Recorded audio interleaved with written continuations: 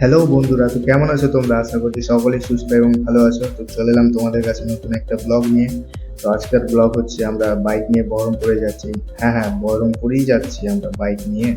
তো आइए देखते हैं मजा आएगा। কে আছে আমার সাথে তোমরা আগে দেখতে পাবে, আর কোথায় যাচ্ছি কি করতে যাচ্ছি সব জেনে যাবে। আর এই জায়গাটা তোমরা কেউ চিনে থাকো, আশা করি সকলেই চিনে গেছো। আমরা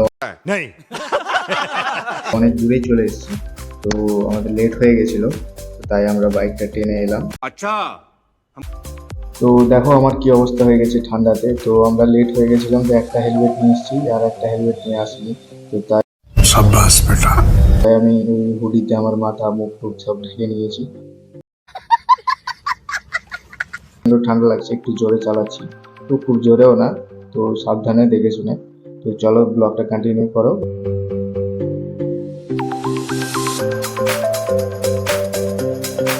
তো তোমরা সকলেই দেখতে পাচ্ছ যে আমরা রং রুট হয়ে যাচ্ছি, মানে রং রুট না আর কি, এই রাস্তাটা দেখতে পাচ্ছ।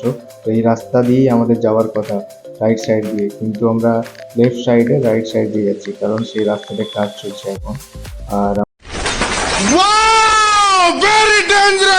আমরা এখন আপাতত চলে এসেছি পাপ্পুর ধাবার কাছাকাছি। তো আমরা অনেক কাছাকাছি চলে এসেছি, তো আর একটু তাড়াতাড়ি যেতে হবে, আমরা অনেক লেট হয়ে গেছি।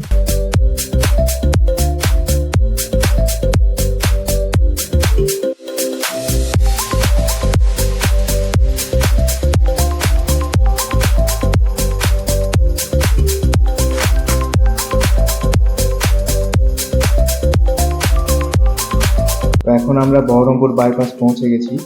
আর এই রাস্তাটা তোমরা দেখতে পাচ্ছ, এটা কলকাতা যাওয়ার নতুন রাস্তা, সেই রাস্তাটা। তো ফাইনালি আমাদের ডেস্টিনেশনে পৌঁছে গেছি। তো আমরা বহরমপুরে কোথায় এসেছি তোমরা আশা করছি অনেকে জেনে গেছো এই রাস্তাটা দিকে।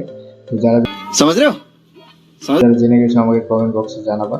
আর আমরা আজকে একটাই জায়গায় যাব, তো একটা প্রায় বেজে গেছে, তো আমরা আজকে একটা জায়গায় ঘুরবো। বন্ধুরা, ব্লগটা অনেক লম্বা হয়েছিল, তাই দুটো পার্টে ডিভাইড করে দিলাম। আর আজকে আমরা অনেক মজা করলাম, আমাদের সাথে অনেক কাণ্ড হলো, তো তোমরা দেখতে পাবে পরের ব্লগে। তো আজকের জন্য এখানে সমাপ্ত করে দিচ্ছি। ভালো থাকো, সুস্থ থাকো, দেখা হচ্ছে পরের ব্লগে।